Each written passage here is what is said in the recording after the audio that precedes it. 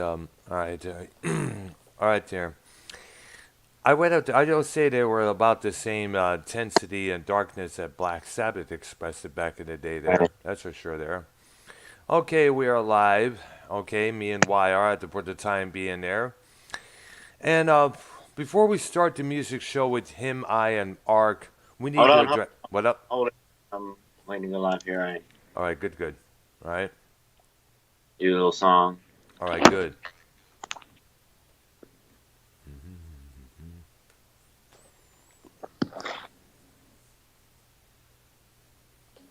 Right there.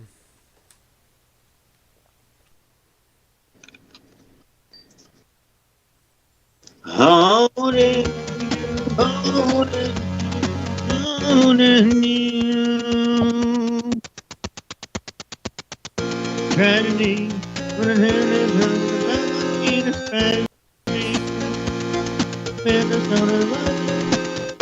Song on each mention tonight. We have a good track.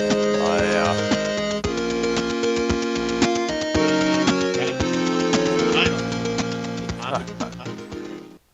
But we are here with music. That's right. Me, YR for the time being until Art gets in here, which will be about I guess about 20 or 15 minutes from now. But first, It's a little bit of that drama. You know what I'm saying? yeah, we got some drama going on right now with a certain someone that. Horse shit. Yeah, no, this I don't know. I need. Vikings fan was on earlier on. Was it earlier this morning when he talked that smack? Yes. Yeah. So he comes out there. He reviews with when Jacob RP comes in later on towards the end of the program, and Jacob RP says a little something about Vikings fan, and I said a little something there, and Vikings fan takes it as a direct insult, talking shit about him, blah blah blah, and it's he did. Hold on, this, let's play a little bit because you want to hear someone being nasty. Yeah. Right, Brown? It's like Being real nasty to someone. shit about Exactly. me, dude. So don't pretend like Dr. Brown, you don't fucking talk shit about me. All right? What the fuck is he talking? And then you can decide to spite me and decide to do real as fuck TV at the same time, or do your stupid fucking music maniacs at the same time as real. Okay, so number one, we Yeah. go live at 6 usually. So Yes. he has 5 o'clock to go live. Number two, it's Yes. Dr. Brown's work schedule that changed it. It was no spite. It wasn't to make Minnesota mad. He has 6 other days out of the week he can go live, which Yeah. he doesn't because he's lazy. Yeah. I'm sorry, Minnesota, but Dr. Brown is my friend, and you're talking shit about him trying to start with him when he mind his own business. So, Dr. Brown, go ahead. Exactly. And also, let me put forth something here that he made a statement on his show when he reviewed me being on the call with Tony, Skunty, and Simo there. Yeah. He said he claimed, but Scott asked me, what's up with Mike? Let's say 45 times, Anyways, I know. Scott asked me what's going on with Minnesota Vikings, and I respond by saying, I do not know. I do not have a clue. It's up there on my channel for everybody to find out. Then right away, Vikings reviews that. He says, "See, I told you. Don't let Dr. Brown say I don't talk shit about him. Blah blah blah, because he obviously did." It's like, wait a minute. First and foremost, other people have spoken shit about him in the past, but we have yet to see Vikings go after them. Whether it's Jacob RP or SC Steve or someone else there. But he just feels like he needs to come at me because I'm no longer a part of his show, which you remember on that show that we did too late Tuesday night when you added me to the call with him and Silver Roll Hunter.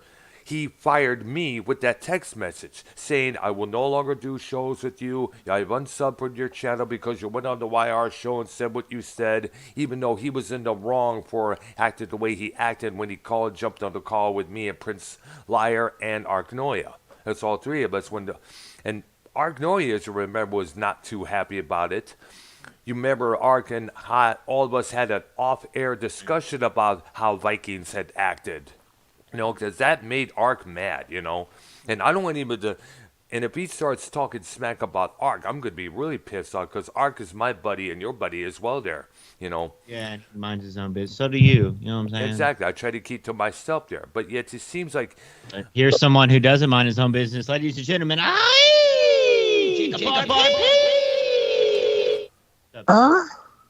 glad you're here, Jacob. Dr. Earl. Hey, What's up, Dr. Earl? what's up, man? Now, you hear what we were talking about moments ago about Vikings fan? Yes. What about him? What happened? No, he's talking smack about me earlier this morning on one of his so-called drama Vortex's show there. What the fuck is a drama vortex? What does vortex mean? I have no clue. It's some I don't Show know. about a fucking wet brain. You know what I'm saying? And he said, "Now, have I yesterday when you mentioned Vikings fans' name? Have I said anything derogatory about after you said that?" No, you didn't. There you go. Point proven. Thank you very much. Thank you.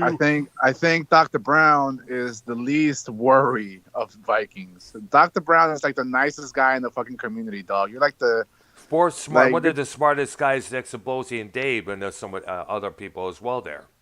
yeah. Trust me, you're the least of Vikings worries because Vikings right now is in trouble. Oh, yeah. So what happened this time? Did he get himself struck in or what?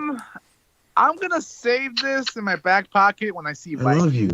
I love you. I'm gonna talk I to love Vikings you. real soon because I think I sent YR a screenshot of what I'm talking about. But I love you. I love you. Vikings, you better tread lightly, motherfucker.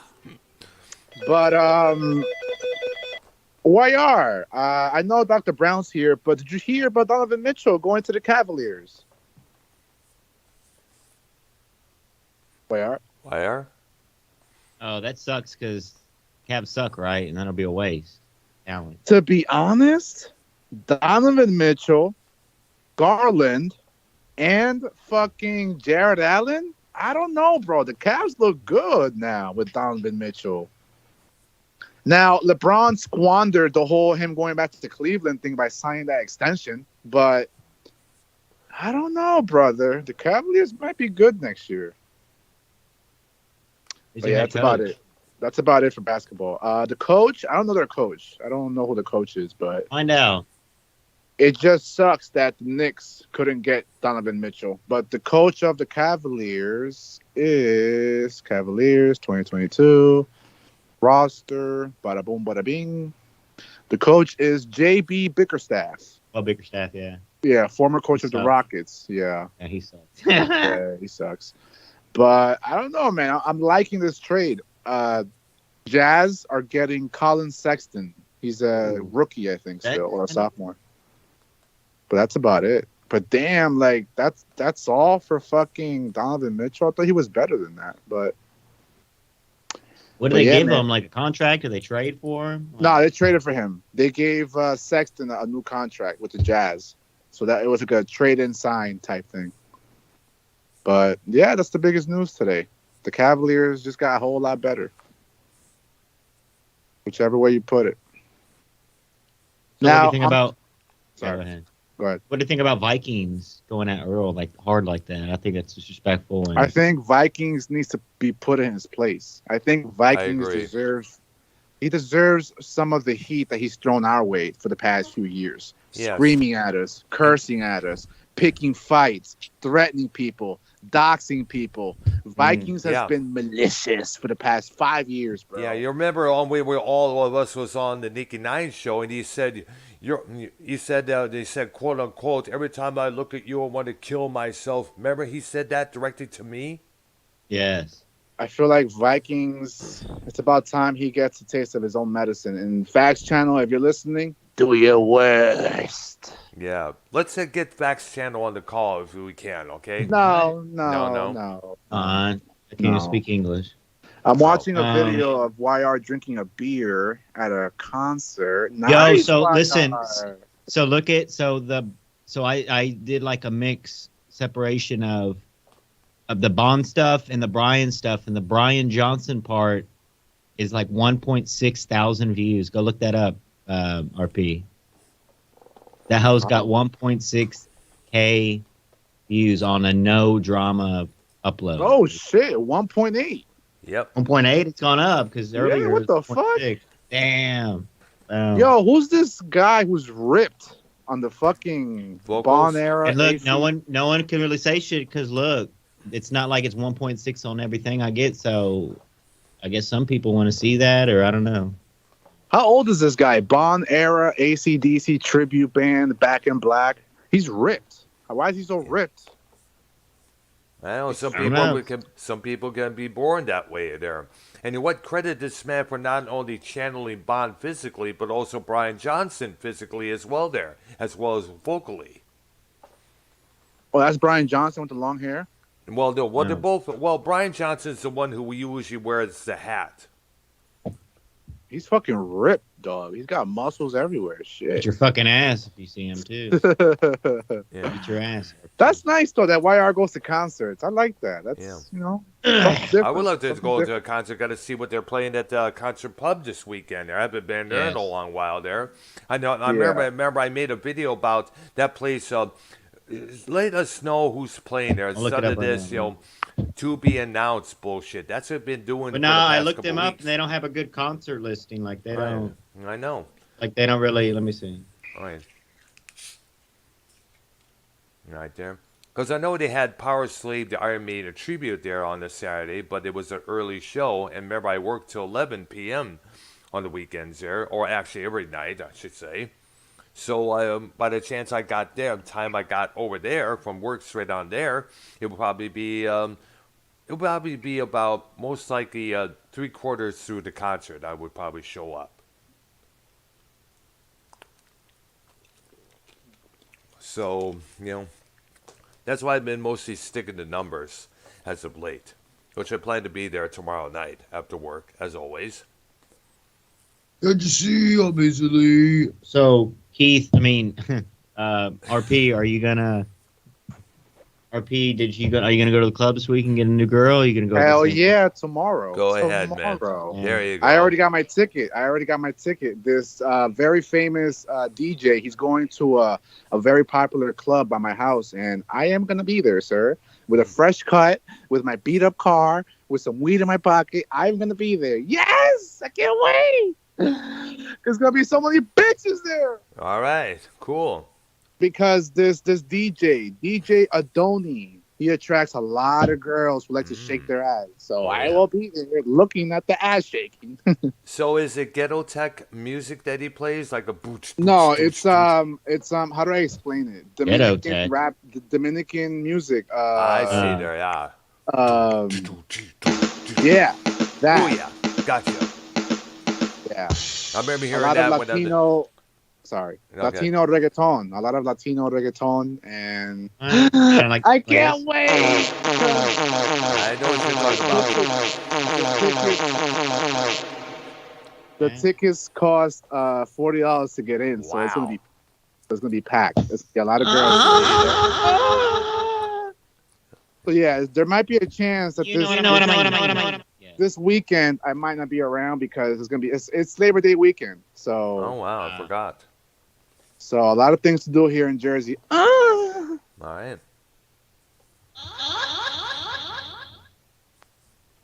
You in the jungle, baby. You gotta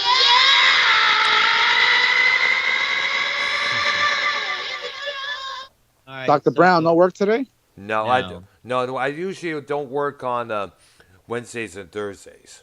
Oh, Those are my days off there. I just every other every other day I do work 5 days Yeah. straight on through. nice.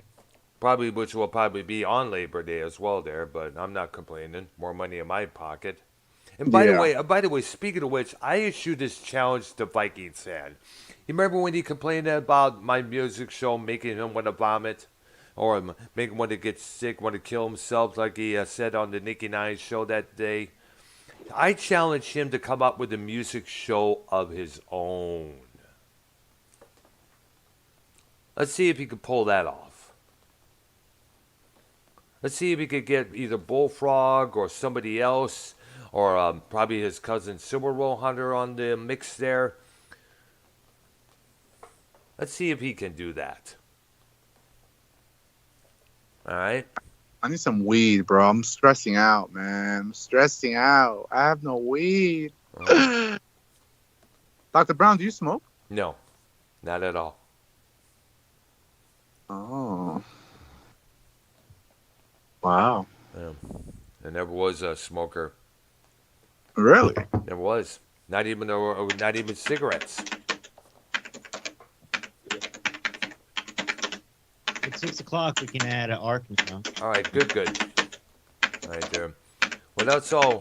That's all we're gonna say about Vikings fan for now. He said he wants to. Well, keep in mind, and let's not keep in mind. I'm sure one person's gonna agree with me on this subject here. Tommy. Remember, Vikings used to go after Tommy in C2010 all the time. Back in the past, there. All right. There. Really? Really, he did, yeah.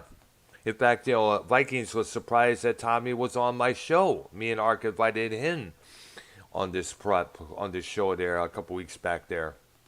He was like, geez, what kind of vortex am I living in? I'm like, better one than your... Well, maybe this one is better than the one you're in now. Yeah. Yeah.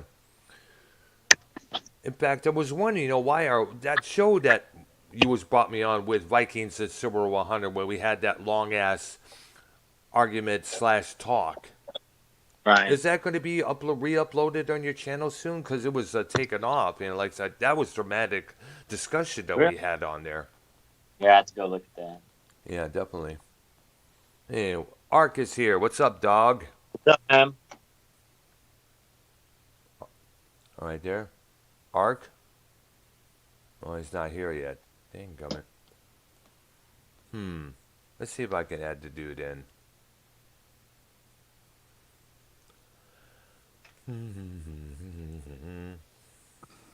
All right.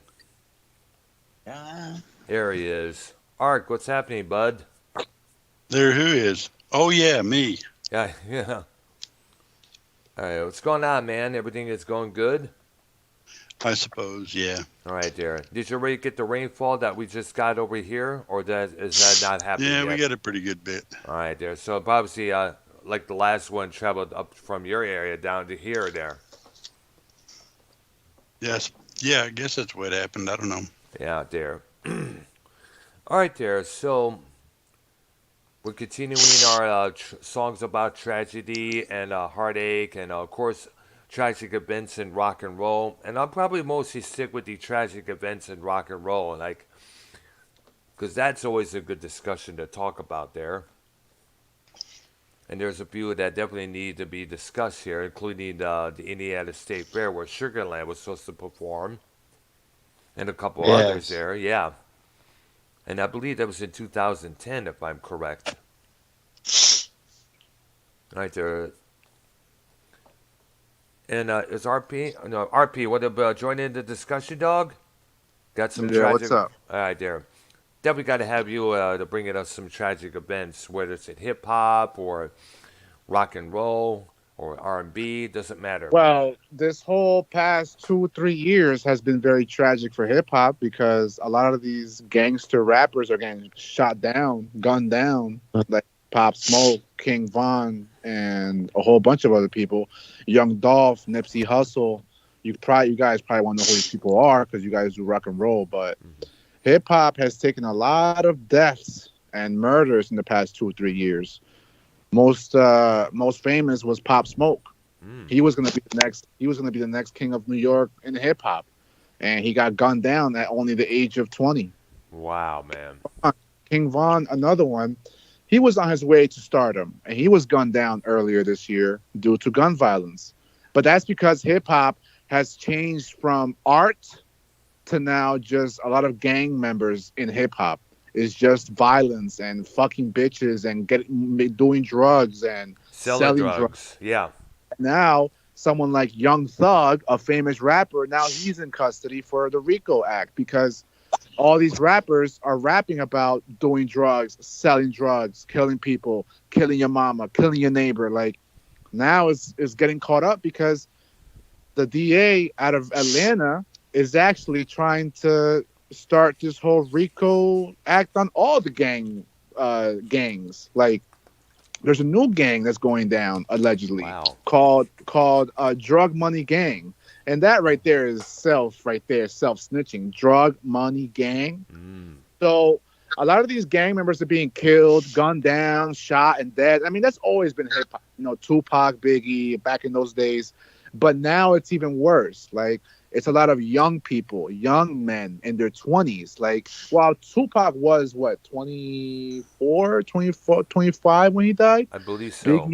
Biggie was, 24, 23? I don't remember, but it's always been like that. But, you know, like, it's sad to see all these, because now that social media is around, we can see the aftermath of a rapper being gunned down, the families living without them, the kids being raised without them, families crying and missing their young men because they're being gunned down due to gang violence, you know? So I will say that hip-hop has been overtaken by a lot of gang violence. You know what? I agree 100% on that level, because that's, you know, one lot of the thing, because I listened to it a few times for a couple of years when I was in Richmond, Michigan, and we were hearing songs like, you know, Young Jeezy talking about, you know, like, if you're hungry, I'll bring you, feed you, you know, meaning the drugs as well, because he was what they call a trapper. You know, head back to the trap house, you know, do their shit, head out there, sell drugs, you know. But in their eyes, that's the only way they can make money, because it's hard to find a job in those areas there.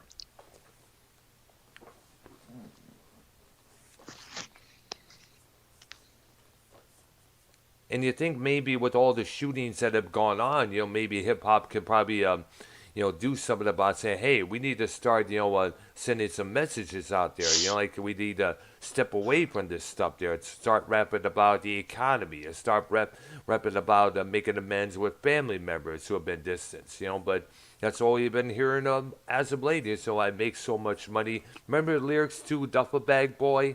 That a hip hop song I remember hearing, which featured everybody. You know, I make so much money, get my new car, head to the rim shop and get those 24-inch rims on my four wheels there. You know, that's basically, you know, that's the life of the drug dealer right there. Yeah. And plus, you know, all these, you know, I think about this, you know, a lot of rappers out there are still doing drugs. One of them is a Little Peep. He died from a drug overdose. He spoke about in as many of his lyrics that he had a drug problem.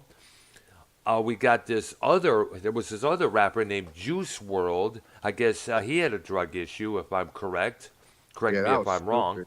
Yeah. That was stupid. He actually, by his own will, he swallowed a bunch of Xanax pills or ecstasy pills. Wow. He swallowed a bunch of them because he was at the airport. He was caught red-handed with a bunch of bags of weed in his plane, but he had other drugs on him, pills. He had them in his pocket while he was about to get searched. So while he was about to get searched, right before it, allegedly, he swallowed a bag full of Xanax pills to hide them from the cops, but not knowing what's going to happen next if you swallow a bunch of pills and, you know, trying to hide them from the police. Like, obviously understood you're not trying to go to jail for that, but still, that was pretty stupid. He chose to die, basically, instead of taking some jail time. Like, or some court procedures there. But, you know, it's just, you know, it was one of those little things you see in one of those espionage movies there. That was like, looking back now, sorry to talk over you, but like looking back now, dude, that was really stupid because, all right, you might have went to jail for a few Xanax pills. All right, cool. You might have gone to jail for like maybe 5 years because you had a plane full of drugs, basically. Weed, fucking guns, fucking pills. I don't understand what made you swallow all those pills. You thought you were going to survive that stuff? You thought you were going to... He really thought he was going to survive that because he was already on drugs for so long. So to get out of more jail time, you swallowed more drugs into your system. That was pretty stupid. Because, listen, here's the aftermath of that. His girl that was with him that night, she's depressed. She's sad on social media, missing him, saying, oh, I miss Juice WRLD. That's the sad aftermath to hip-hop being involved with drugs and violence. When you die, all the people that love you and care for you, they're left on this earth to cry over you. That's the sad part of hip hop.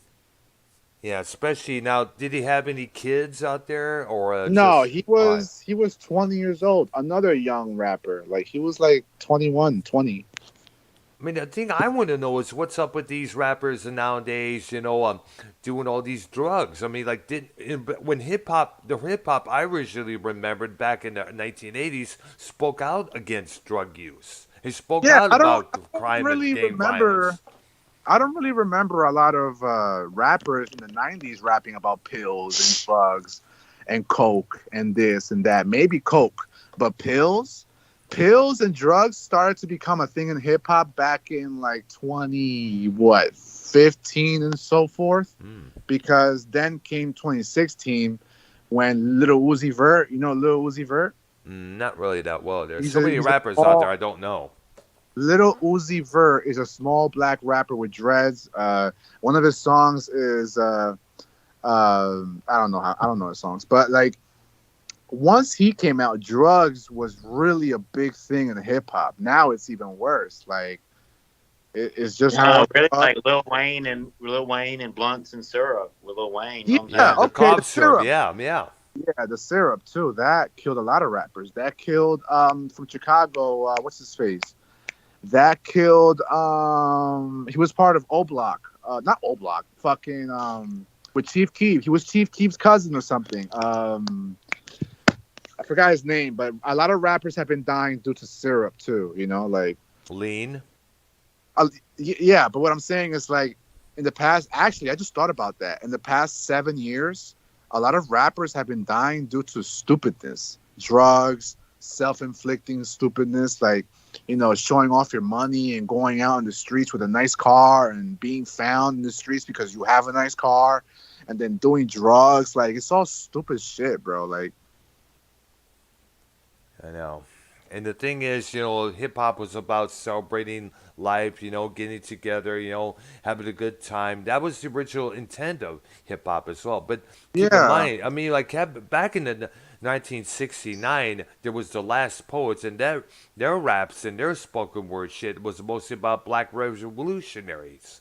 Like I think I recommended to you one time there on a couple episodes ago there, the Last Poets. And basically it was about, mostly hip hop was about coming from rappers like Public Enemy, X Clan, KRS-One, Schoolie D, talking about, establish yourself within, trying to rise above the masses, the powers that be, trying to make it big, like not say crime wise, but in business wise, like P Diddy and Dr. Dre did with their record labels. It's I wonder who it was that instilled drugs into hip hop. Someone did it because it always starts with one rapper to do it, and then other rappers do it. Like I wonder who it was. Maybe Lil Wayne. Maybe it was the early 2000s with the whole syrup lean thing. Yeah. That is what started the whole Gucci Man as well. Gucci Man, he was supposed to do a performance at the Fox Theater back in Detroit many years back, but that got canceled because he violated his probation and ended up in prison for a while. He called the Detroit radio station to express his regret and grief over doing that stupid ass shit. But he spoke about, getting drunk on, getting high on lean a couple times in his song lyrics there. And let's not forget he had that song called Wasted that was a big hit on some of the radio stations there and in the clubs. That was a big favorite there. Yeah. Let's not forget they're talking about this new drug that's called Molly. Rockstar lifestyle might not make it. Yep, Everybody that's not it there. name. Wire knows what I'm talking about. Take it for Yeah. the baby now. No. Don't get away. I'm Bro, not gonna come on. lie, bro. Gucci Man. No, but it was Lil Wayne that made like the smoke. I mean, like not originally because I think Tupac like do the blunts thing, but I'm just saying for the mainstream, like Lil Wayne put like rolling blunts and like the styrofoam cups in the mainstream. He really did. Think about it. Yeah. No, but I will say this though. Gucci Man is a classic in hip hop. He is an OG, bro. Yep. Even though he started. Remember when- Hello. Dang. Remember when he came out with Remember when he came out with that "Sorry for the Wait," and like he was rapping about like doing X and shit. So like he had his, you know, you could tell what like he was on when he did certain songs. Like he would rap about it. Yep. Let's Anyway. Go ahead, RP. So what was I saying? Fuck, man. Tatty on my head, bro. Never mind. But yeah. Talk about how much growth you get every week and how great you are. Yeah. Anyways, so fuck, Mayar, stop doing that, bro. I was just saying thing. Go ahead, Dr. Brown. Okay, I was gonna say, you know, I think right now at this point, hip hop needs to take a look at themselves. Like, hey, why we're rapping about this shit when it's killing us one by one by one? And it's you know, no, we need to change the pace here because we need to get to ourselves in a more better direction than the loophole that we're getting in right now. Because we lost so many other rappers from drug use and, you know, getting shot and everything, getting involved with the wrong people. You know, like nowadays, they're like people look at hip hop, you know, executives like the same way they looked at Suge Knight. And this man was a thug monster from the word go. I mean, the moment he came into the picture, that's when it stopped being fun, according to many insiders. I mean, this is a man that wanted to get rid of Puff Daddy. He tried to frame, you know, Tupac's murder on the Biggie Smalls and Puff Daddy, saying they had something to do with it. When actually what it was is there was a scuffle between Suge, Pac, and some security in a New Atlantic City there. There was video footage of that on MTV News when that happened, when Tupac got shot there. And so Suge, you know, he was just one of those guys that wanted to own the world, own the whole hip-hop regime. Any competition that comes in the way, rub him out. Bottom line. You know, that was his thing there. And now, as a result of that, he's been in prison for how many years? Death Row Records, which he was co-founded by him and Dr. Dre. That's now owned by a toy company, if I'm correct. And I guess now, no, correct me, I think Snoop Dogg now owns Death Row Records. Yeah. Now, if I were to get a hold ownership of Death Row Records, first thing I want to do is, you know, buy back the masters and have the copyrights to the artists who recorded those records. Like Snoop Dogg had that one record, the 2 records he did for that label, he can own the copyrights. Dr. Dre can own the copyrights of the 2 records he did on that label as well there. Even the Dog Pound. They put out an album called Dog Food, which apparently before its release irked the this Republican politician and this Democrat senator there. They spoke about how they're tired of women being referred as hookers and hoes and bitches when most of them in that regime are, when you think about it there. But, you know, and wouldn't you know, the album comes out, doesn't make even a dent. Wouldn't you know? Huh. But, you know, I agree with RP. You know, hip-hop needs to start examining itself before there's no hip-hop artists of today left because they're getting shot or dying from drug overdoses. That's pretty much about it. Yes. All right. So the news, if you want to look that up on Blabbermouth, about this Ozzy thing. I mean, I think conflicting I reports. heard He wants to about leave that. Yeah, he wants to leave the because of gun violence. Yeah, Ozzy Osbourne wants to leave America and head back to England because of all the gun violence going on here. And I'm sorry, you know, I disagree with this motive because, you know, like this reminds me of a lyric in the Skinny Puppy song Deep Down Trauma Hounds. It says, "What's the point of giving up? Leaving won't change anything." It's like that's throwing in the towel. Wouldn't you rather stay here and say, hey, you know, let's get this problem resolved. You know, let's do something about this gun violence bullshit. You know, like, you know, I stand behind the Second Amendment. You know, I believe a person should have a gun as protective purposes only. Too many motherfuckers out there feel the need to use that as a way of having power over one. If you feel threatened, you know, you'll whip out your gun, say, oh, back off. or else I will shoot. That's protecting yourself. Too many motherfuckers out there feel the need to use a gun as a way of getting people to do what they want, whether it's sucking their dick or catch. No. It has happened a couple times before, yeah. And that's the one that those are motherfuckers that need to be dealt with. But That's what RP does to these women. He meets them and then he fucking puts a gun to their head and makes them. oh gosh, RP comment, and he's mute. But But there's a couple people in the community like to put a couple guns to our heads. You know what I'm saying? yeah, well, They had one. well, guess what? We fight fire with fire. AR-15, baby. You know. Damn right. I go ahead. So I mean, that is his home over there. So. Yeah, exactly. It's true there.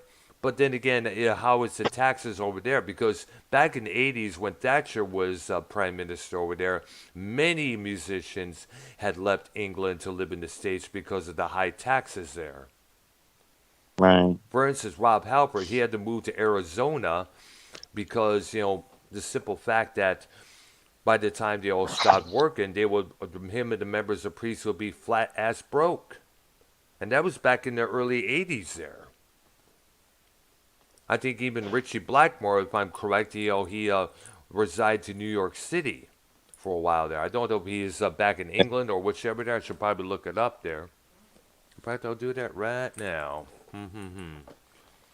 And always we got to talk about Dave Ellison, the former Megadeth bassist. Him and Dave Mustaine are not on speaking terms again there because apparently of the situation that Ellison put himself into. What it was is that of course, we all know the situation. He was talking to some female, and I guess on some web page or something there, and I guess what it was is that he took out his pecker and started playing with himself there, trying to, I don't know what the deal was, but word went around about that possibly the girl was underage. Ellison was under the microscope, and Dave Mustaine said if we keep him around, it's going to make the whole band look bad, so we have to let Dave Ellison go. Now, Ellison was not too happy about that. Here's the original bassist for Megadeth. Yes, he was. Yes, from the word go there. He did leave for a while there a couple years ago, and then he came back. But, the fact that it's kind of... I can understand where Ellison is coming from on this point, because he felt like he was let go at a crucial time that he put himself into, when you think about it there. But, anybody else would have may realize, hey, I'm not making that same mistake. I'm not going to do that. I got to watch myself.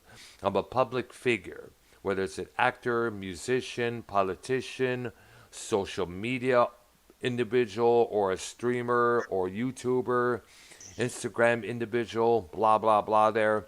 When you're under the public eye, when you're being watched by millions of public viewers, you got to keep yourself in check, You probably got to do is make sure you don't do something that's going to cause a media storm or a media circus when you look at it there.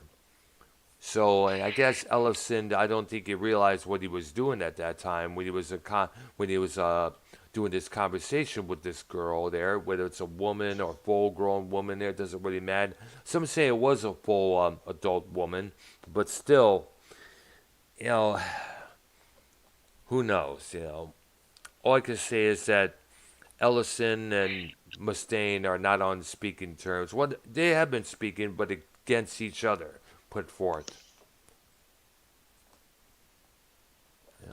That's all I can really say right now in that situation there. Well, I always thought Dave Mustaine came off as an asshole. Is that kind of true? I don't know. I know we all know the situation that... I know he was apparently, when he was drunk, he was an asshole. That's one of the reasons why he got let go from Metallica like he did.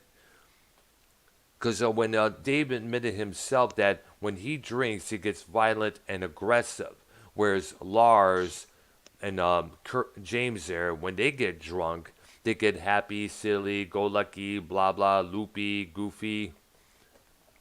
Look at And, Minnesota being gay.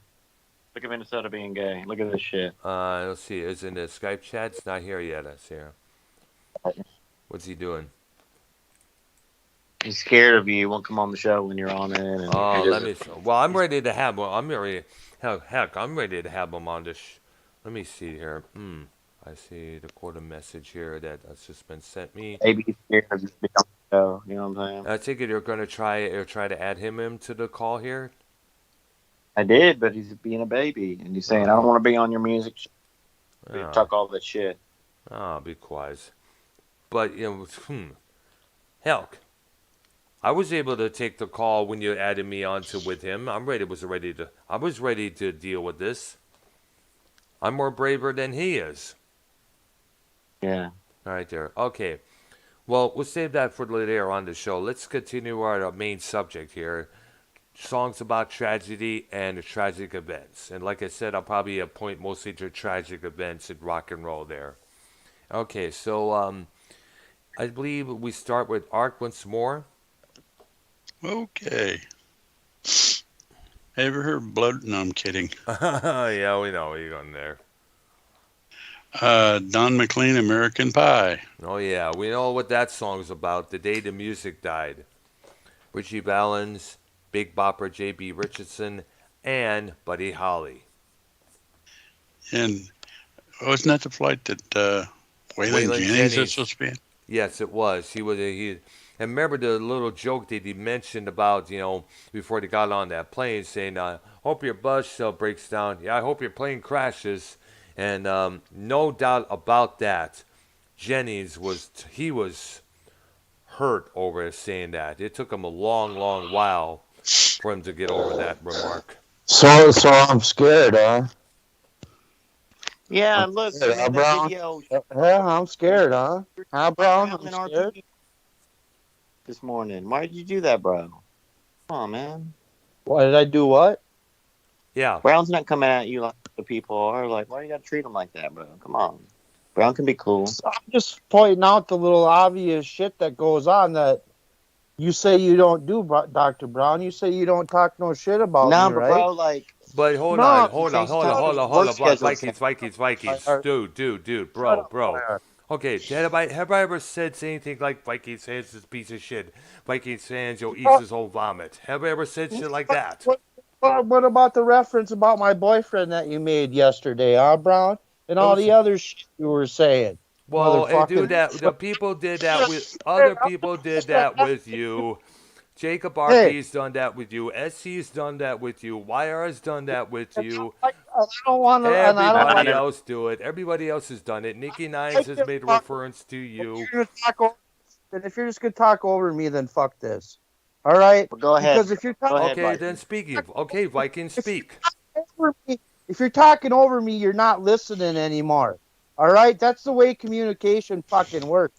So if you're just gonna fucking talk over me, and you ain't gonna listen, then fuck off. All right. Very simple. All right. You sit and you fucking make your cheap little fucking cheap shots on me, and then act like fucking it's my fault. I'm the one that's being weird. Hey, remember, excuse me, you. Brown, let him talk. Okay.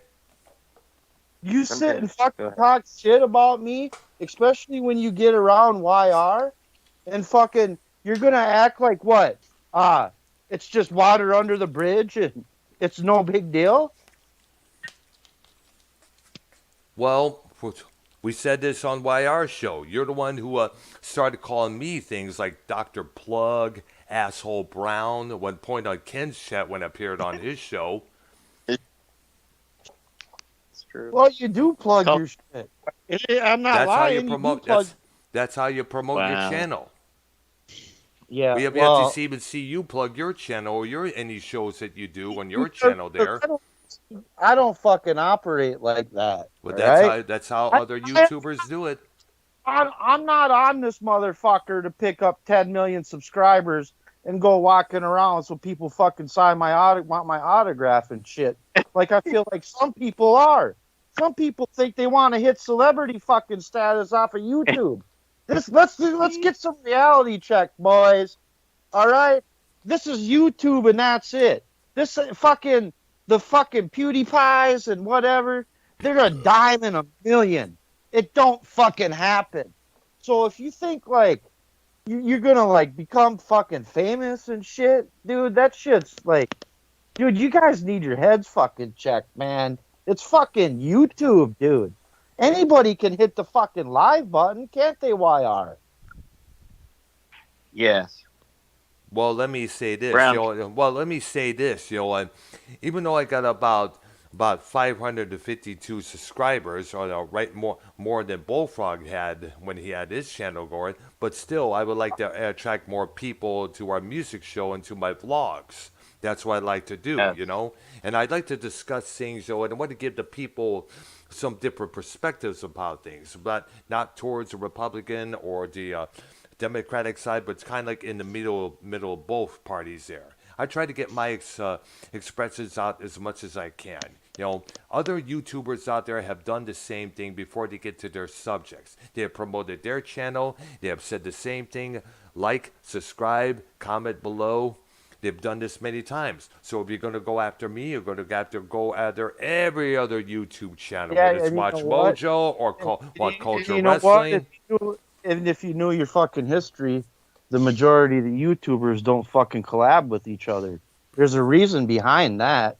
All right? They don't want little YouTubers like fucking us pieces of crap make them look fucking bad. Don't you? I mean, you understand like that's how it works, right? Like you Yeah. if you're not gonna pay for advertisement and you're not gonna go to the fucking level and build an app for your shit and put it on Google Play and Apple, fucking you're not really trying, okay? You're really not trying to fucking build anything. Like for me, I know how to make apps. And fucking I've been working on making an app for Real as Fuck TV. Just to let you guys know. I'm trying to do real shit. I thought you said you don't know nothing about computers and shit. What? Try to fucking do shit the right way to try to build us up, man. Because Yes. you know what? People like YR and shit. I don't care fucking about you guys coming along for the ride if it happened. I don't got a problem with that. I would fucking say, hey man, I'd let you guys. Ken would be on my shit all the time. I'd be promoting the fuck out of them. I'd be building you guys up. But fucking, I swear to God, like nobody knows fucking how to do it. Nobody has a fucking clue. Like nobody understands fucking. If you want to take this serious, it's a 40 an hour a week fucking job, man. You can't just You can't just fucking throw a show up once a week. Hey, and I'm guilty of that, man. I did a show every week for fucking years, and that's all I did. All right? I should have did a lot of other shit, but a lot of other shit was happening. Like I said, man, the biggest thing is fucking building an app and get your shit in the Play Store and get it on Apple. Fucking get your shit out there, man. If you guys really, really want to promote and you really want to build a brand, as they call it, or whatever the fuck you want to call it, that's the kind of shit you got to do. Wait a minute. That's why we use YouTube for it. They already built it for us. You know what I'm saying? And you're deflecting from talking all that shit from Brown. Are you going to apologize to Brown and bend the knee? Or Well, no. Why? Because Brown will just say some. You'll just say some cheap ass comment. No. About no. others. Remember when me and Tommy buried the hatchet a couple years ago? I'd said no shit about him since that. And the other thing is you took the Thursday night slot just to spite me. So what am I supposed to do? Well, you got to remember, you fired me from Real as Fuck TV with that text message. And yes, it was out of spite. I admit that. But I was angry. But then again, you could have went an hour earlier before us. Nah, dude, that's a shitty thing to do. That's like childish shit to just say, "Oh, fuck Vikings." I'm gonna fuck him Because over. you said fuck Dr. Brown when you let me go the way you did. Remember the text message? Well, You said quote unquote. Let me read you the whole thing that Vikings arc. This is the text message. Let me find it here. Blah blah blah. Here it is. this, All right. this was a masterpiece. Don't fucking dox Brown, Minnesota, all right, or I'm about to kill you. Ah, dude, And right, shut here's what he said. Quote, Ark, check this out, dude. I unsubbed from your channel and no longer will do shows with you. There you go. I won't be watching no more. I saw you went right over to YR's stream after it happened. I heard what you said. You don't have to worry. I don't know why this thing's clipping out like it is here. I'm out. Good luck to you. Now, and I mentioned this before. Anytime you see those 4 words at the end of a paragraph, that means you're done. You've been let go. Yeah, well, I mean, can't you just like agree to that? You know, it just happened, and it's like it was just better that way. You know, like really is Real as Fuck TV really all that great anyway, Brown? It was when I was.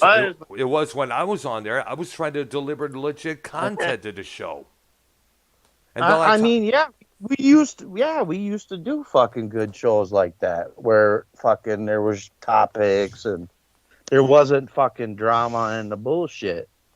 But that shit seems like everybody just wants it, so it's fucked up. And by the way, how can I?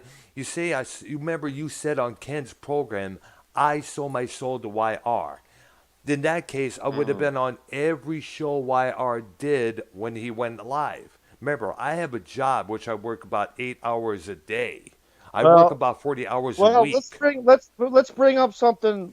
Let's bring up something in the middle that you just brought up that's interesting. When you were on the show every week on Real as Fuck TV, it was in the middle of COVID. Yeah. And you couldn't work, and you didn't have a job. Yeah. And you had all the time in the world, didn't you? Yeah, for that time. Yeah. Which was rather interesting, right? Like that. See, that's more part of the reason why I think you were on the show so much. Was more because of fucking COVID, and you were fucking locked up and stuck, and fucking you didn't have nothing to do, so it was something for you to do. And I just kind of felt like fuck that. Like, I don't know.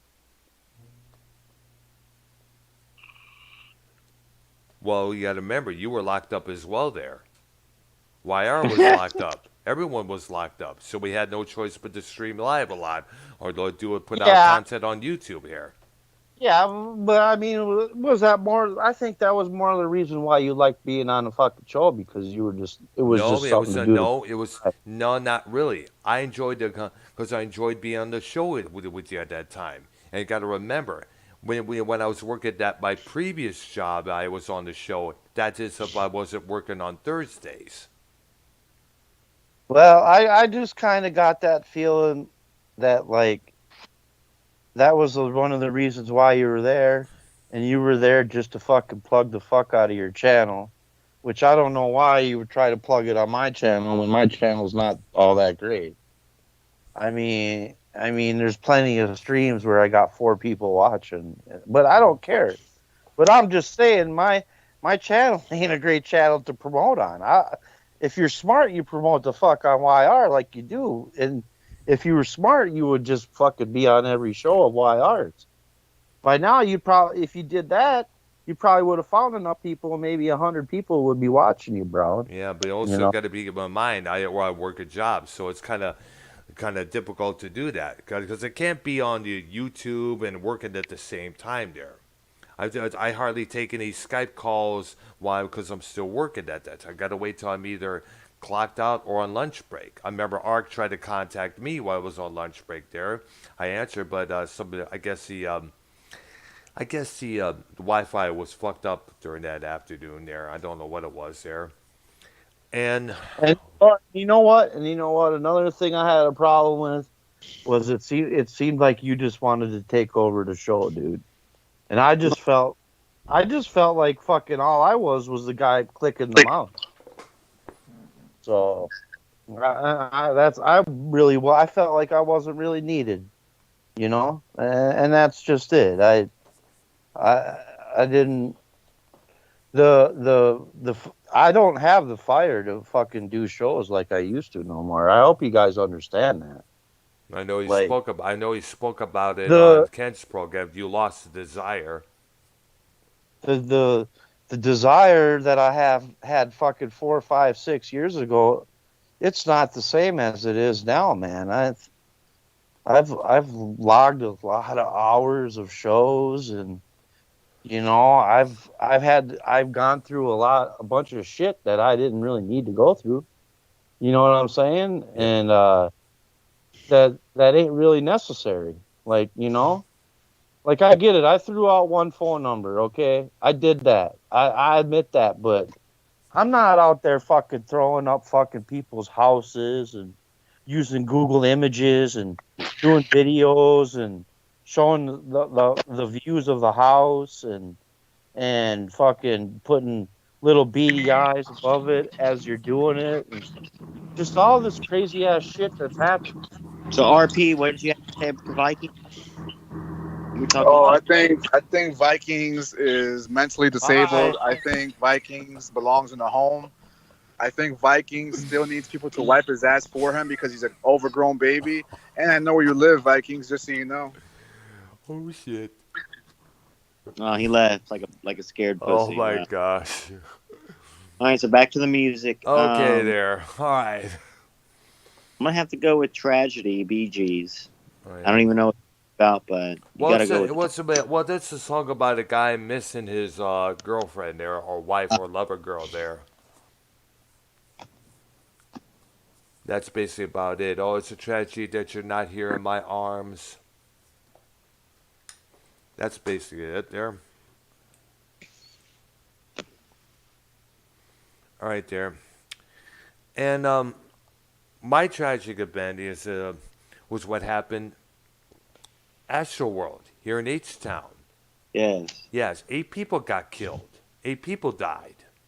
And I guess what's that rapper's name? Travis Scott. He was performing there, and then when this all, I know it was during his set or somebody else's set. When 8 people died, was there gunned down? Was it drug overdose? Trampled to death? I guess, if I'm correct.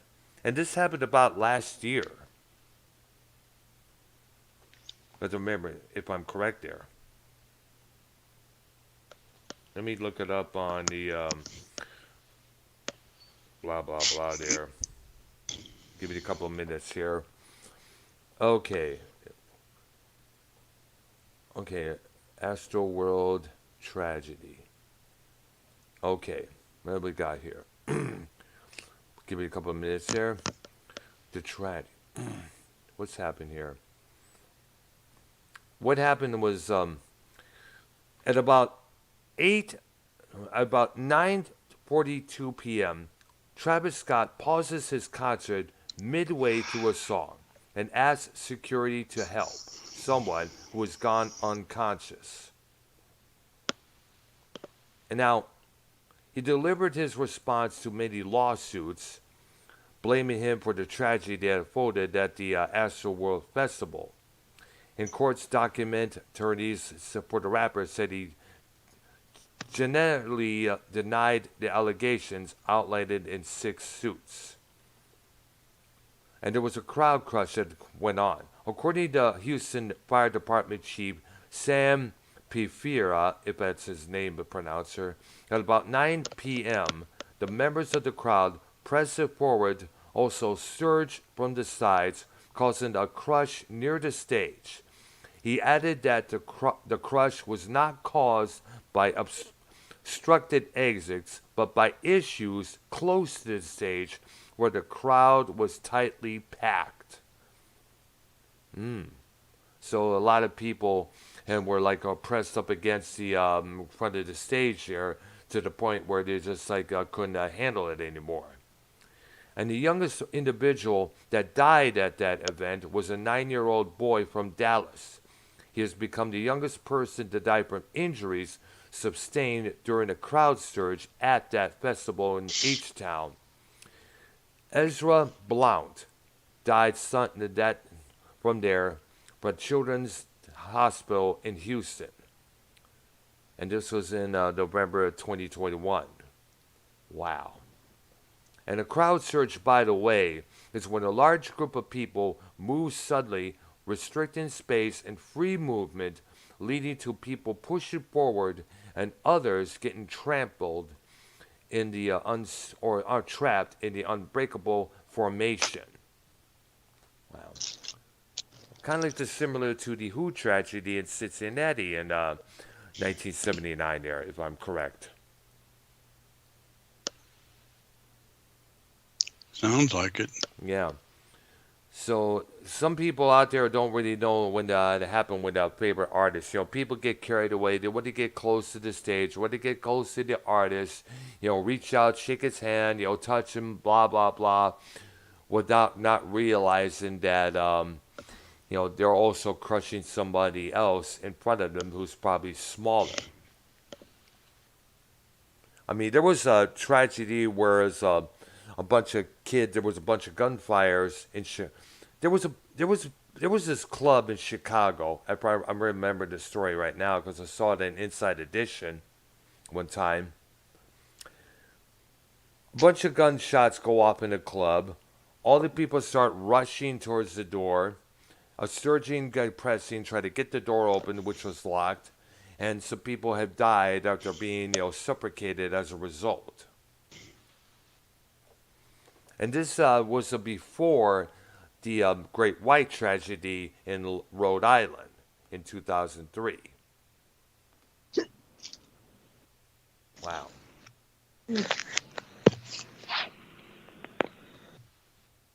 Wow. So my tragedy is, remember the Las Vegas thing? Yeah, I know. I don't know. This asshole just started shooting up downtown from some high-rise building towards the crowd. I guess it was a country performance that was going on there. I forgot the artist that was playing there. Oh man, I don't know what the fuck this guy was doing, but apparently he's one of those hating mongoloid motherfuckers who felt the need to shoot the motherfuckers down because there's some issues he's having with somebody else, most likely.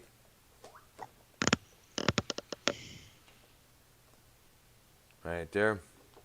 That just bugs me that people need to do shit like that because they got angst towards themselves or someone they used to love, would be in love with.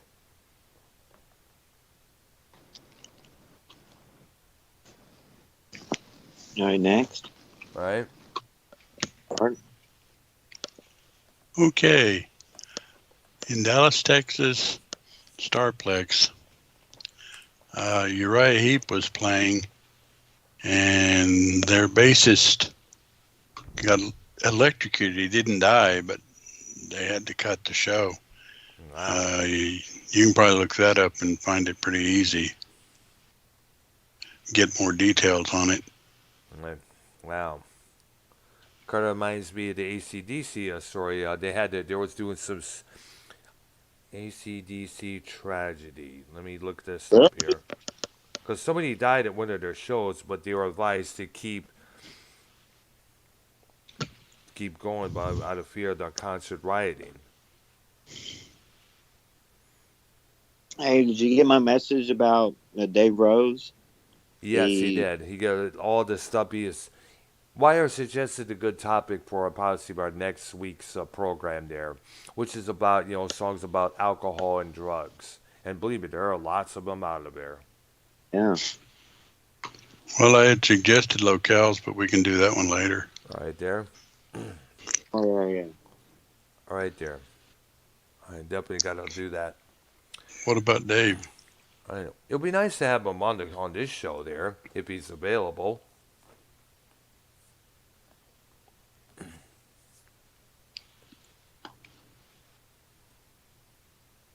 All right, thank you. All right there. All right. So Next, yeah, I was gonna say it's on you. it's on me now.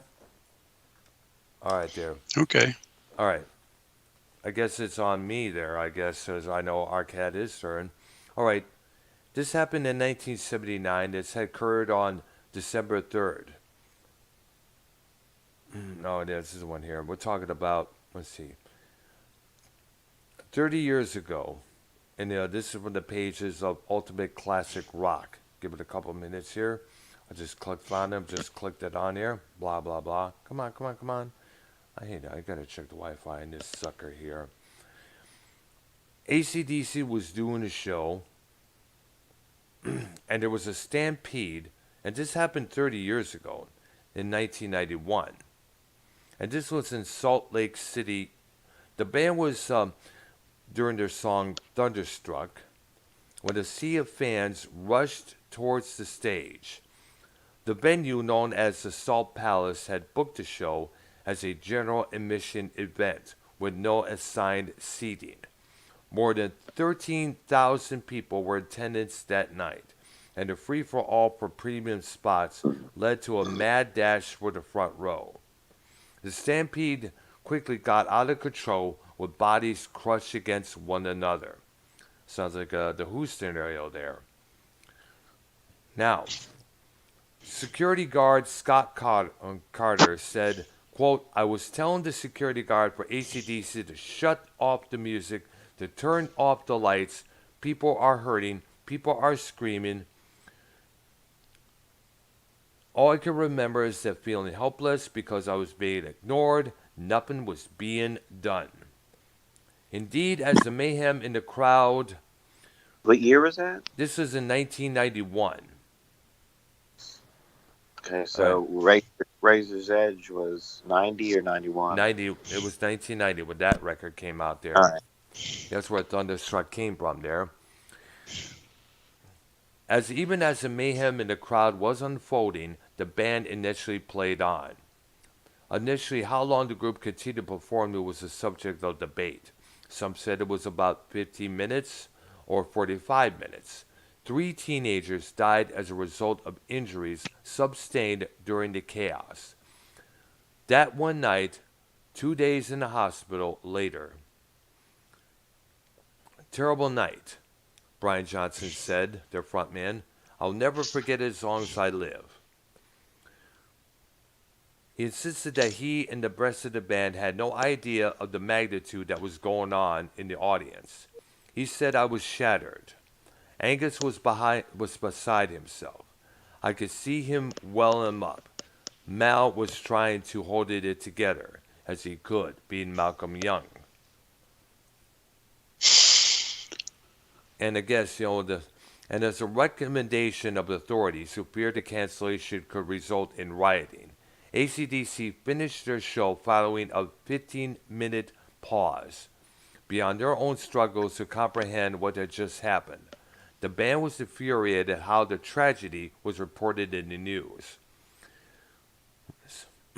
Johnson said, "I think what hurt the most the next day, newspapers were saying the band played on when kids died about them. They had a photograph of me with a smile on my face. It was just journalistic opportunity that went beyond the bounds of decency. I was so angry and hurt."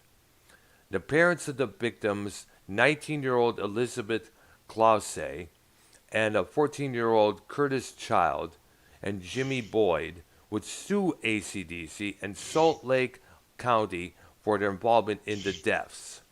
Additional suits would come from survivors who had experienced injuries and trauma during the whole ordeal. All cases were eventually settled out of court. This tragedy stuck with the band for many years afterwards. Malcolm Young was so distressed by the disaster he refused to even speak about it.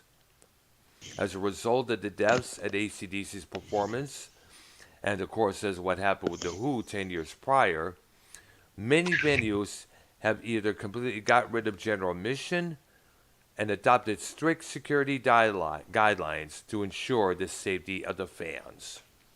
All right. Here you go. Thank you. All right.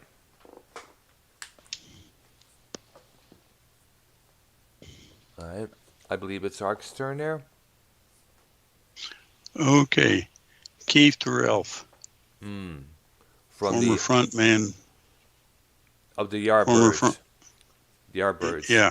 World Prime. This was the man who was the original front man of the Yardbirds there. Apparently the story was he got out of a pool after swimming, didn't dry himself off, plugged in an electric guitar, and got electrocuted to death as a result. And as a result, I think I mentioned this story before when the members of Led Zeppelin, and particularly Jimmy Page, a former Yardbird himself, he got the win. They vowed never to perform any time when there is a rainfall, out for the fear of the same thing happening to them. They did that during a festival when it started to rain. Bands got upset and they started rioting as a result.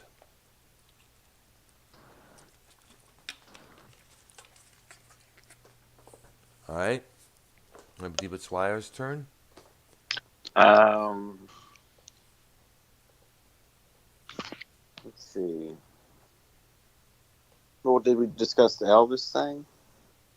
I think we did. Yeah. Did we Ark? Well, we mentioned it, but I don't think we went into get deep discussion on it. Yeah. I remember I was in a car with I guess one of our I may have been one of our neighbors' moms that drove us, me, my sister, and a couple of her neighbors there, and along with her mom. And I think that's when it was reported on the AM news station there where Elvis Presley had died. And it was like, and I think it may have been, and I said something, it may have been drugs because that talk was going on around that time. And my sister told me to shut up, don't say such a thing like that. Apparently, that may have been what the cause was, because he was doing lots of them back then. Eating too much as well there.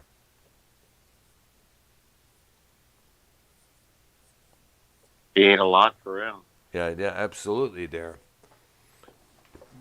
I mean, he was already letting himself go. Now, I don't know if this was a true story or not. If it was, I hope it isn't. But me and my old girlfriend, who's since passed on, during the, I guess it was on 2000, she was talking about the radio show where they talked about Elvis's habits during the 70s up to his death and how addicted he was to prescription medication.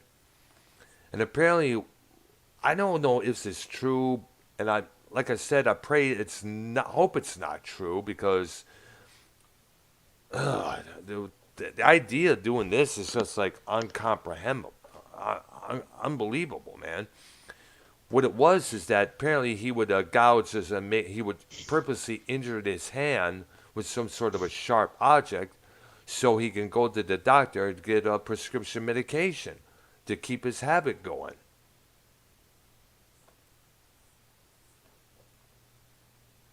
Now, I know it's kind of sounding kind of sick, but then again, that's how some addicts are when it comes to getting what they supposedly need.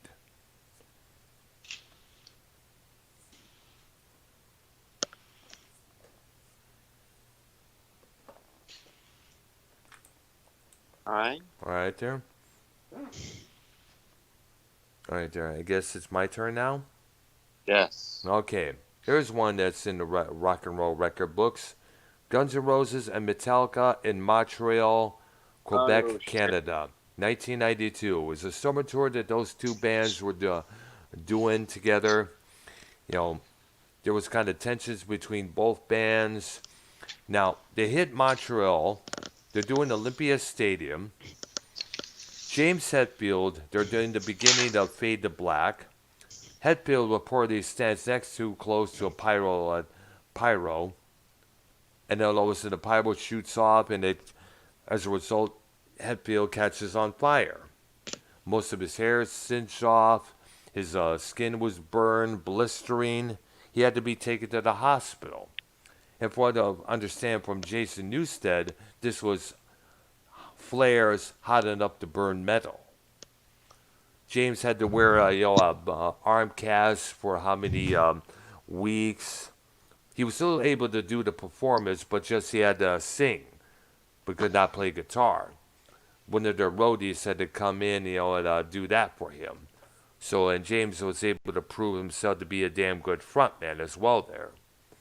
Now, later on, Guns N' Roses would take the stage, but apparently people were sitting down, people were not enjoying themselves, and this somehow pissed off Axl, who had this massive attitude at that time. Axl Rose decided, let's end the show.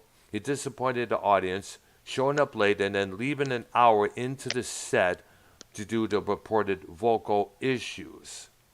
The crowd of about 50,000 started rioting, smashing windows, setting fires. It caused area police to chase the rioters through the streets using tear gas to regain control. Now, here's another thing. According to one of the members of Metallica, I think it was Newsted, he said in a documentary about this incident, Axl was sitting down, smoking a cigarette, wondering what he's going to do about his voice. Obviously, right there, Axl, that's one of the problems. And apparently, according to Kirk Hammett, the members of Guns N' Roses were like Rome, were like actually Caesar when the Rome was starting burning down. They would still act like nothing had happened. Now, we have yet to hear anything from Guns N' Roses about that allegation. But, still, you'll be if it's true, shame on GNR for being like that, Um,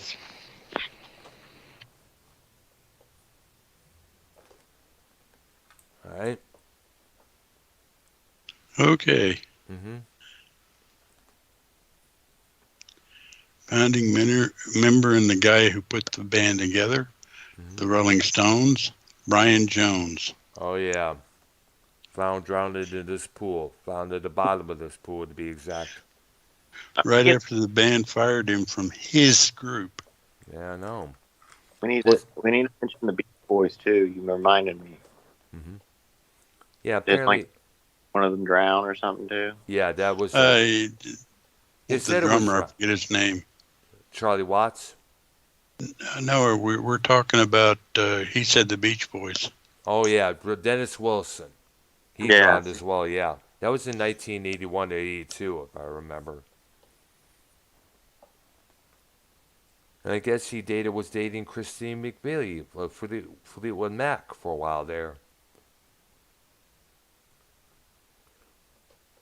But apparently, that was a tragic there. Oh. Yeah. All right, there. So I guess it's my turn, I guess? YR. YR, okay. Oh, well, he did do the Dennis Wilson one. Oh, yeah, there you go. So it's my turn. This one's highly still on the record books. In fact, this one ended the Woodstock concept altogether. Woodstock 1999. Long lines for expensive water and food, massive poor planning allowed destruction and violence to run rapid at the end of the 3-day festival, including some hot temperatures. A lot of things were out of whack on this at this event, The event was retained very little of the free-spirited peace and love vibes of the original 69 festival, and during Limp Bizkit's set saw fans tearing off plywood, tearing out the walls erected to prevent gate crashers, and several rapes were reported. A bonfire started during the Red Hot Chili Peppers closing slot, and as a joke they performed it Fire by Jimi Hendrix as one of their set closers.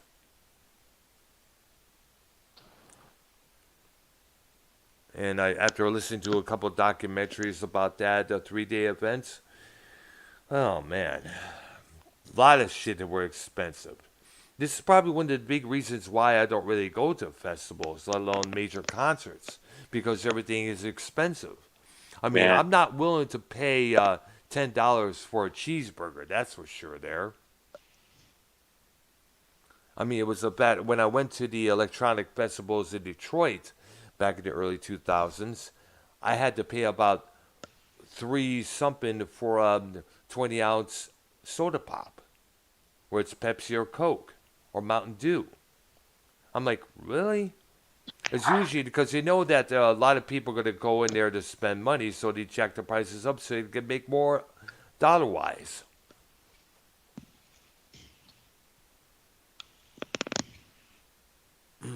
All right. Okay, I'm going back to songs. The Living Years by Mike and the Mechanics. Ah, that's about the death of his father and the birth of his son at the same time.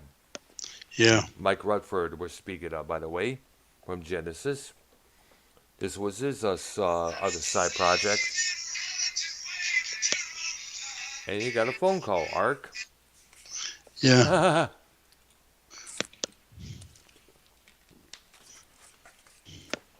All right. So now it's Yeah, YRs. you'd think they'd know better. Yep. Yeah, No, pretty I'm much. kidding. Yeah. All right, there. So I guess it's YR's turn, I guess.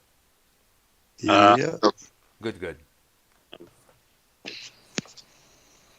Would you think? Well, obviously, I think mentioned the Woodstock '99. It's a big one. I don't know. Yeah. Well, I know that Limp Bizkit took a lot of heat. They took a lot of heat from the press because this was during when they did when all that shit was going on with the Plaza Woods and stuff. People crowd surfing on. It was during their song "Break Stuff" when all that shit was going on. And I remember there was a video that Limp Bizkit made where they like put on trial and sentenced to death by being put in this container and just drowning in milk. All right, so here's one. I think we Pearl Jam concert Yeah, got that right up here. in the year 2000. Hmm. And this was in Denmark. 9 people dead. Many of them were just fans, rushed the stage. And Pearl Jam always been safety cautious. They had to stop the show as they learned about what happened. But it was too late. The band did stay in touch with the families of the victims. And they were referring to loss of the lyrics in the song Love Boat Captain. 9 friends will never know 2 years ago today. All right. Okay. Jamie's Got a Gun. Oh yeah, interesting song. First time for Ellison speaking about child abuse and what it can lead to one person doing.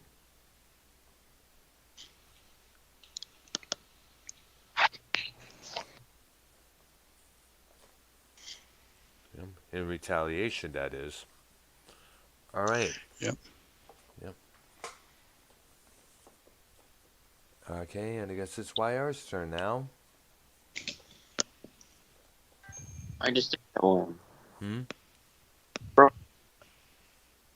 Voice cut out a little bit there. Pearl Jam, I just did. Oh yeah, you did. All right. Okay, so this was mentioned before, but it does bear repeating. The Great White Fire in Rhode Island. This happened in the early 2003. Pyrotechnics ignited some soundproof insulation, causing a fire that killed 100 people in West Warwick, Rhode Island.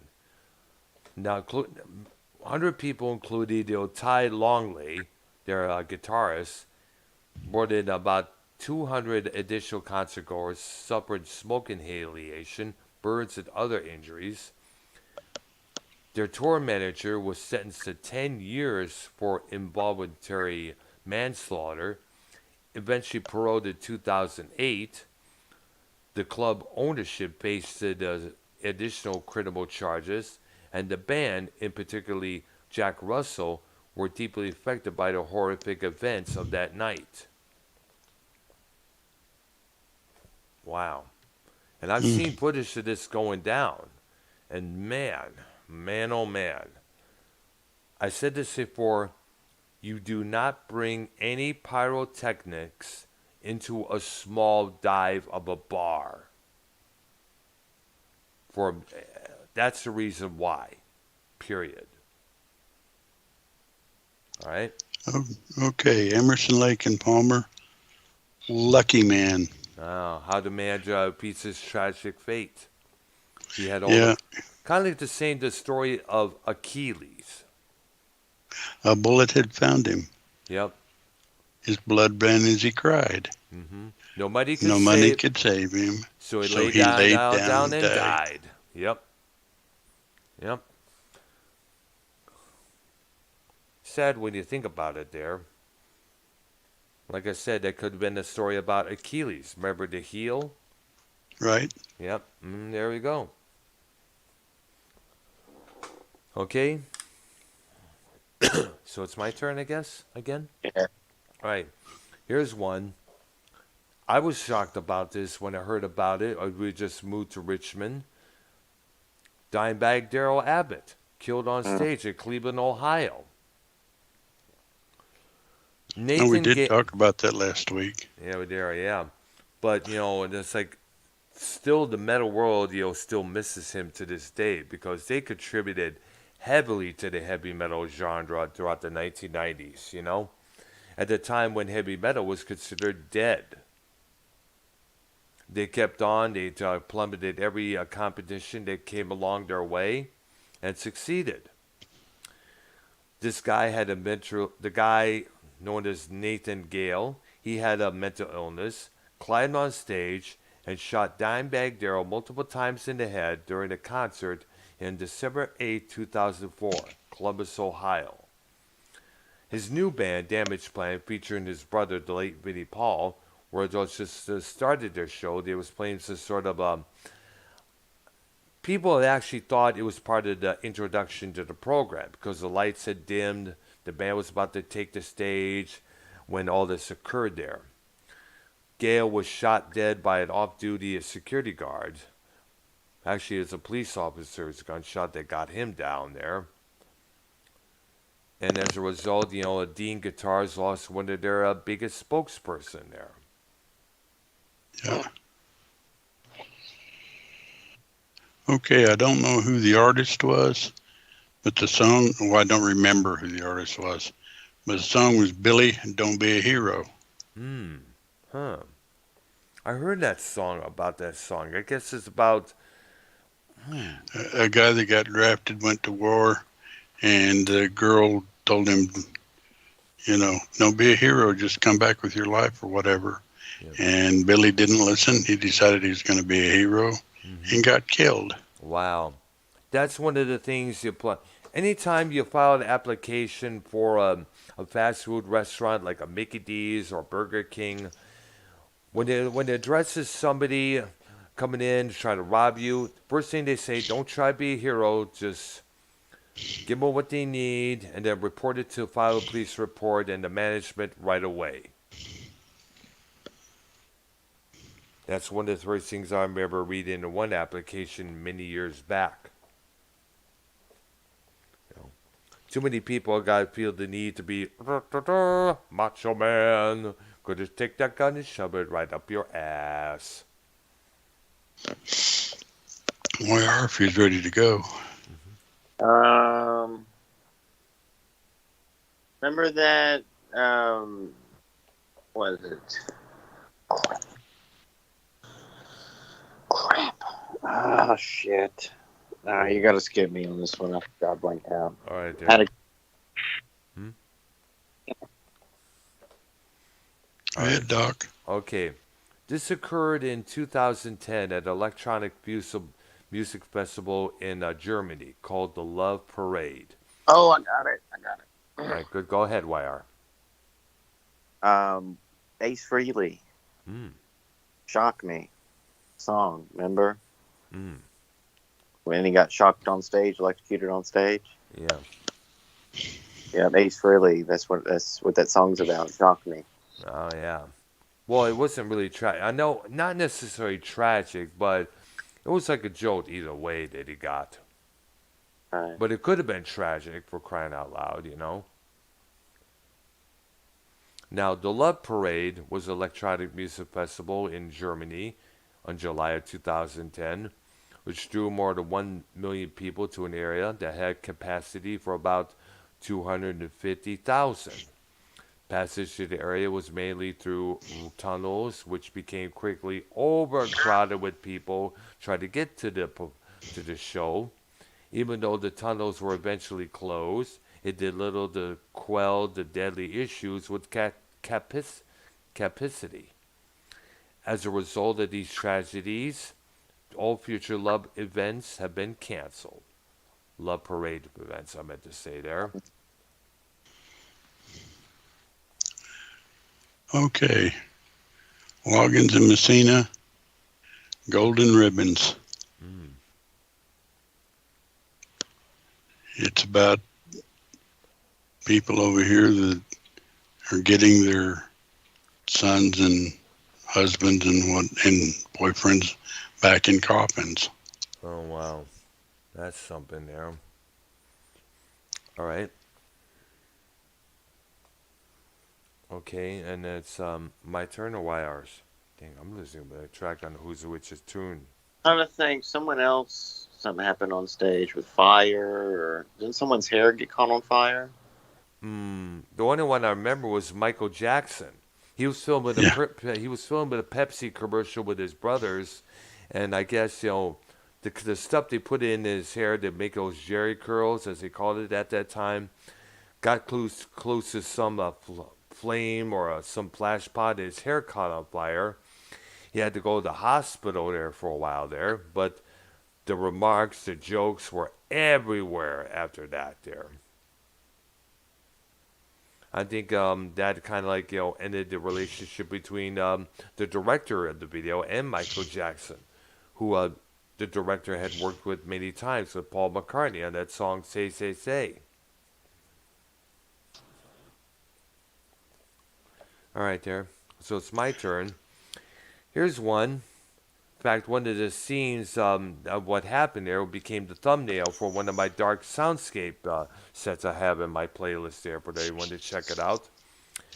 The 2011 Indiana State Fair. 7 people had perished as a result of a weather-induced collapse of the stage prior to the performance of the band Sugarland. This took place in 2011 on August 13th at the Indiana State Fair. Sugarland expressed that they were stunned and heartbroken by the events, calling them tragic, and there was no words to describe what had happened. State fairs and other similar events to a temporary nature are currently under intense pressure to put in new safety measures in its place in the near future. Apparently there was a massive storm that was coming that would cause the stage to collapse. Now, YR, one of the photos of the stage collapsing, as I mentioned, I used as a thumbnail to the dark ambient piece. The damage has been done on my playlist. Kind of fits that image. Kind of fits the how the track goes. Kind of goes together when you think about it. You remember I streamed that live a couple of years back. It may have been during the pandemic, I think it was. Yeah. Man. Yeah. Okay, well, it's getting about time for us to finish, and I'm going to close off with a song by Paper Lace, The Night Chicago Died. All right, yeah. Of course, I guess the father in the song didn't die, but, gangsters, cops. Yeah.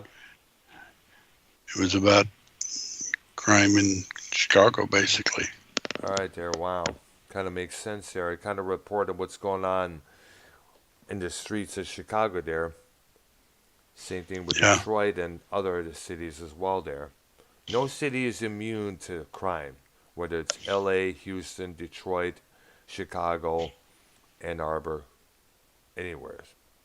All right, I'm going to close it off with the Manchester area top terrorist bombing in Manchester, England. Ariana Grande was performing in Manchester, UK, when a terrorist attack took the lives of more than 20 people, a number of whom were children. An additional 59 people were injured. Yo, imagine when Some gravely injured as well there.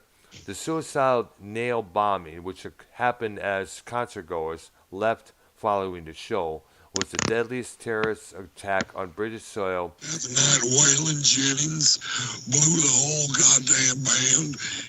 What the fuck? Since the 2005 London bombings. And what was that, man? Right, that night they did do that there. They took them down there for that there, and they did that to them. Yeah, that was the same night that Waylon Jennings snorted a goddamn loud off the baby's ball. What the fuck? Who is that?